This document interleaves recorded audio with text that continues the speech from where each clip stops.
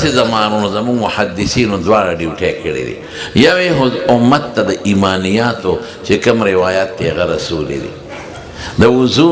د اودس او د صلات او د جهاد او چې څومره نیک اعمال دي هغه حدیث امت ته رسولي دي، دا خدمت یې کړی دی. لیکن بل خو یې څه چل کړی دی؟ بل خو یې د هغه دین، د هغې شریعت،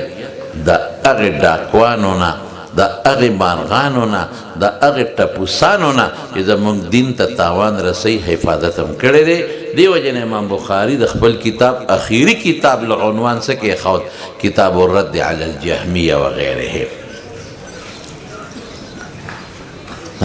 ټپوسان راځي نو داسې هغه د پټاخو والا ټوپکې ورسره ټس ټوس کوي چې دا ویریږي او تښتي. یو ځل په لار را روان و، ماسخام مې چې ته بیان و نو ډنګار خط منګه ډنګه ډنګه، خدای پاکه دا ډنګار د څه دی؟ مونږ ویرېدو چې خدایه ډنګه ډنګه ډنګه، او د کاټلنګ طرف ته راتلم. بیا مې تپوس وکړم یا ډنګار د څه دی؟ وایي دا دلته د املوکو باغ دی، دا خاپیرکان د شپې راځي نو دا باغ تباه کوي، نو دوی ورته ټیمان ډنګوي چې دا خاپیرکان تښتي. زموږ مولیان هم کله دا ټیمان به ډنګوي چې دا خاپیرکان راځي او په دین حمله کوي چې دا تښتي، او که دا نه کوي څه به کوي؟ او د بدقسمتۍ نه یو سوچ را روان دی،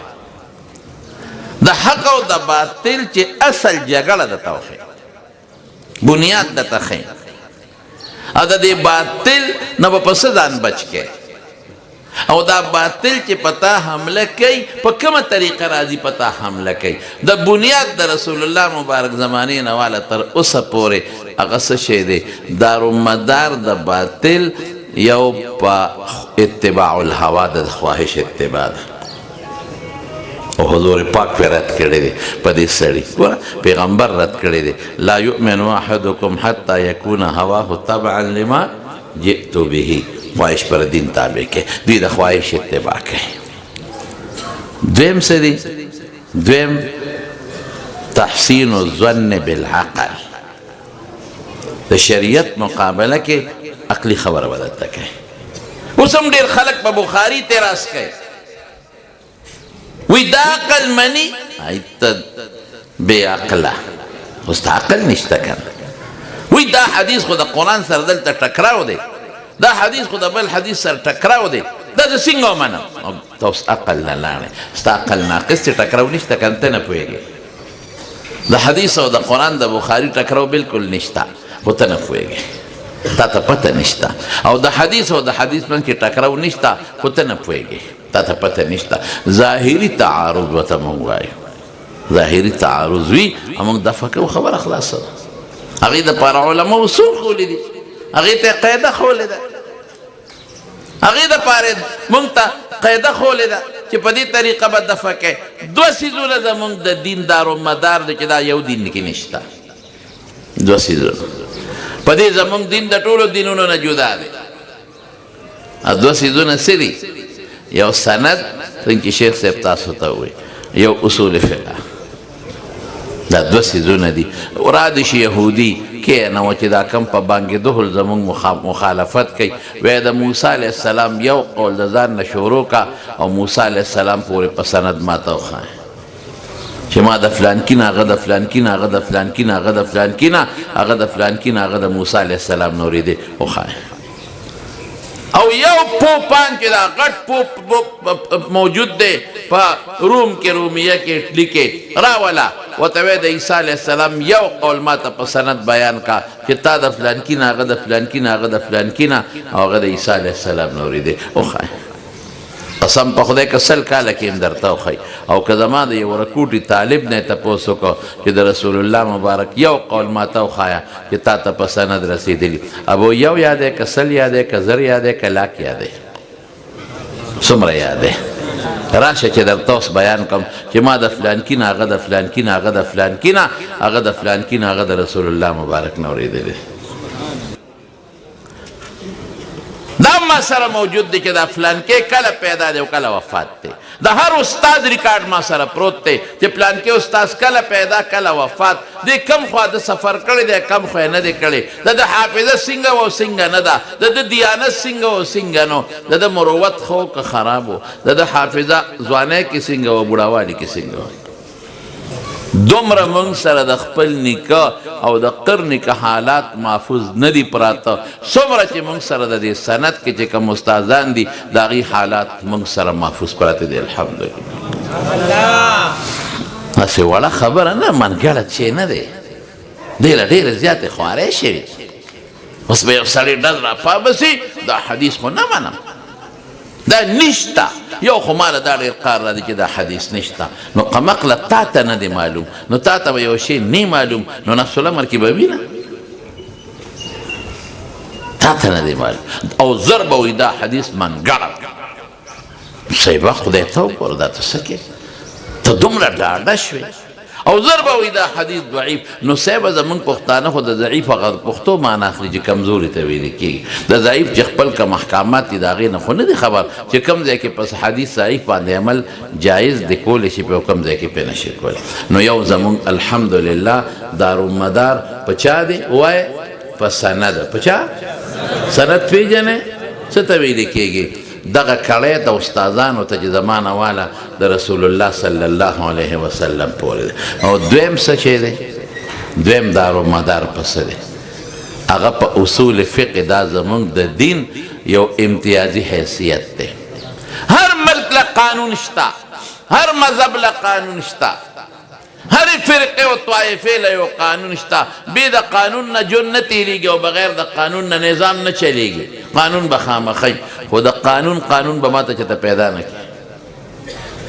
فقه زمونږ قانون دی فقه دا زمونږ قانون دی د دې لاندې به مونږ ژوند تېرو دا هغه مسایل فرعیه دي چې د قرآن و سنت وغیره نه مستنبط او ښکلي شوي دي خو د قانون زمونږ علماو جوړ کړی دی چې هغې ته څه وایي اصول فقه ورته اصول الشاشي و نور الانوار او حسامي و مولوي او دا کتابونه تولوي توضیح وغیره دا اصول فقه ده چې زمونږ په قانون کې غلطي را نشي او د بل روایت په منځ کې جوړ پیدا کړ غریبانان استنی خبر نو اتباع الهوا او دویم څه شی دی تحسین الظن بالعقل دا د هغې زمانې نه را پیدا دا معتزله او دا خوارج دا څوک و دوی به هم دغه خبرې کولې پولیس وراث نه منم هلکه ولې نه منې وایي دا تورې نه تېره دی او د ویښته نه نرې دی په دې به څوک څنګه ځي دا نه دا نشته دا روایات واحدي دا نه منم هلکه هغې کې خو دومره روایات دي چې په حیث د قدر مشترک تواتر ته رسېدلي دي متواتر پیژنې متواتر خو یوازې متواتر الاسناد نه دی متواتر د تعامل د قدر مشترک متواتر بالاسناد دا څلور قسمونه دي د متواتر ته پیژنې تا ته پته شته او منکر د متواتر شرعي څه شی دی هغې حکم درته معلوم نو یو دا دی چې تحسین الظن بالعقل چې کوم څیز د دوی عقل مني بس هغه ځای کې به دوی روایت هم مني حدیث هم او چې کوم روایت کوم حکم د دوی د عقل نه ماورا شي دا منګړه دا د رسول الله دا زما عقل نه مني او دریم څه شی دی بنیاد درته د دوی وښیم الجهل بمقاصد الشرع د شریعت د مقاصدو نه نه دي خبر د روایاتو منځ کې د تطبیق د اصولو نه نه دي خبر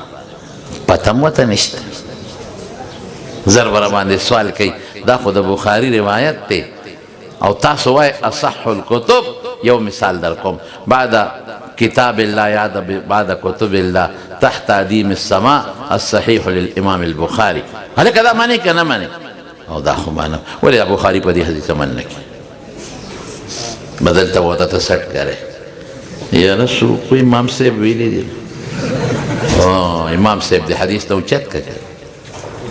اوس به څه کوې ورسره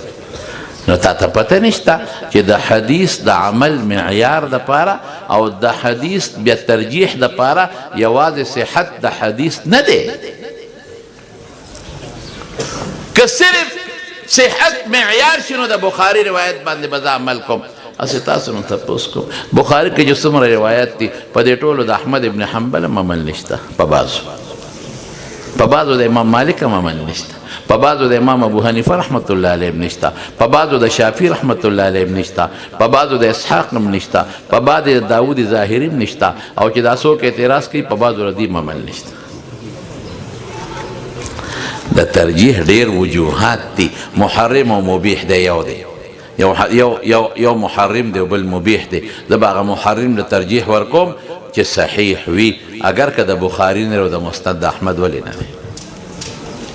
یو حدیث دی مثبت دی، هغه په مصنف د ابن ابي شیبه کې دی خو صحیح الاسناد دی، او بل نافی دی په بخاري کې دی، هغې له به ترجیح ورکوم د مصنف د ابن ابي شیبه والا.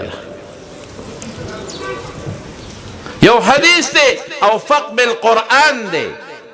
اوفق بالاحادیث المشهوره دی مع الاحادیث المشهوره. یو حدیث دی مسلسل بالفقهاء دی، یو حدیث دی تعامل د امت او د صحابه دی وسره، او دا حدیث په ابن ماجه کې دی سند صحیح دی، د بخاری نه مضبوط دی په ترجیح په اعتبار. دا اصول پیژندل پکار دي زمانو. چیلې ساتل نو خپل سبق په پاچیلی پخاو، نو چې گردان به وتاو که دغه چیلی ګیره وه نو دا ګیره نه به نو داسې بیا وړقه وی پیش وی که نه، نو چیلی غریب د څه نه خبر نو ښه مضبوطه څپېړه به یې ته ویسته وایي ظالما سرې ستړې کړم پې نه شوې، نو بیا به یې ورته گردان شروع کړو، نو چې بیا به یې ورته سبق خلاص کړو پوه شوې که نه، نو چیلی غریب به و چې څه په غم وړېدلی، نو بیا به دا ګیرې نه ونیوه مضبوطه څپېړه به یې ورکړه، وی خوار شی ستړې کړم او پې نه شوې. نو چې اخره کې دې ته خبره ورسېده چې خوش به چیلي ته وې پې شوې که نه، سر به یې وړقوه، نو هسې سر خو وړقوی که نه، زما خلاص نه در رسي چې څپېړه درکړم، هسې خلاص وړقوی که سر وړقوی. نو څو څیزونه شو؟ یو شو اتباع الهوا، دویم تحسین الظن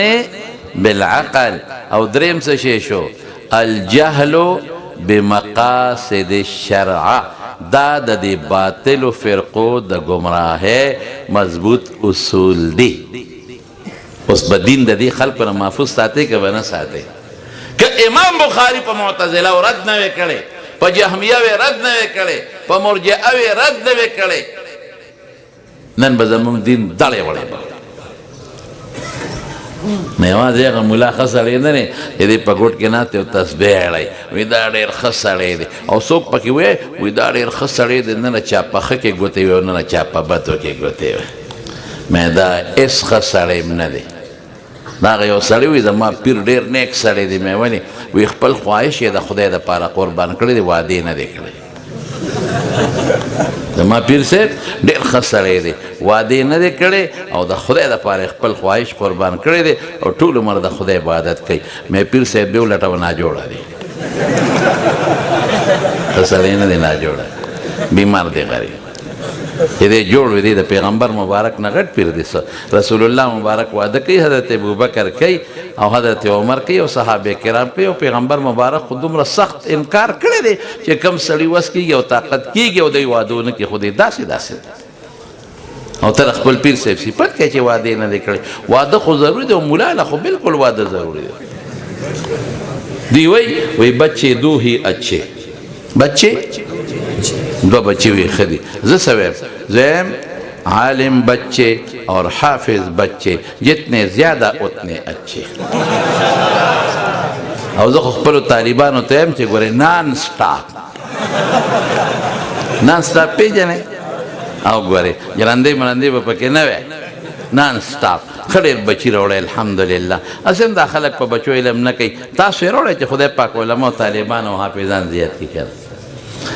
اور ان خلاصه دا خبر دادا که زمان دا علماء پسر سو ڈیوٹے شوی، دو ڈیوٹے دی، یو بدین امت ترسی، دویم صدا چکم قارغان مارغان او باطل خلق پا دین حملہ کئی داغی دفاع بکی انشاءاللہ. ہما مثال در کو کہ دا باغ دفاع نکی ارسدن خلق خوری، نو الحمدللہ زموږ د علماء نه خدای پاک دا کار اخلي، الحمدلله د خدای پاک فضل نه. او چې دا دفاع د دین یې نه کولې، قسم دی نن په دې پېښور کې هم د قارغانو مارغانو خوړلی وی، دا ټول دین به درته برباد کړی نو دا الحمدلله ډېرې خبرې نه کومه بس وخت هم ختم دی خو زه به دا ووایم چې مفتی صاحب زموږ ډېر محترم دی حضرت مولانا مفتی محمد ندیم محمودی صاحب دی د مجدهم او په ما خو ډېر ګران دی ما خو چې رښتیا خبرې دی کې دویمه خبره نشته په ما خو ډېر ګران دی زما خو ډېر خوښ دی زما خو زړه ورسره خورېږي چې حقیقت درته ووایم الله پاک د ده نه ډېر لوی کار دی او ډېر خدمت د دین او دا دواړه طریقې په لاس کې نیولې دي الحمدلله یو الحمدلله دین خدمت کوي او دویم د دغه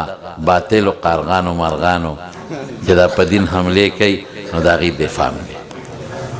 موږ هغسې نه شو کولی چې څنګه دی کوي نو دله به تاسو مهرباني کوئ دله د ملګرو ټوله چې څومره دي هغې له به دعا کوئ او بس یو درخواست به دوی نه کوم د دې ټولو ملګرو نه چې مقصد به هم د الله رضی بس